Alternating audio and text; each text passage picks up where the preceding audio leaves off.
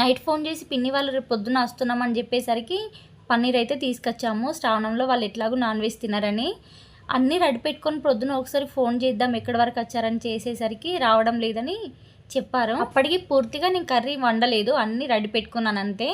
అందులో నుండి కొన్ని పీసులు తీసుకొని వాటిని చిన్న చిన్నగా కట్ చేసి పన్నీర్ కర్రీ అయితే ట్రై చేశాను. మనం యూట్యూబ్లో పన్నీర్ కర్రీ అని సెర్చ్ చేస్తే చాలా రకాల వీడియోస్ అయితే వస్తాయి కదా, అందులో నుండి ఒక 5-6 చూసి అందులో నుండి మళ్ళీ ఒకటి సెలెక్ట్ చేసి కర్రీ అయితే చేశాను.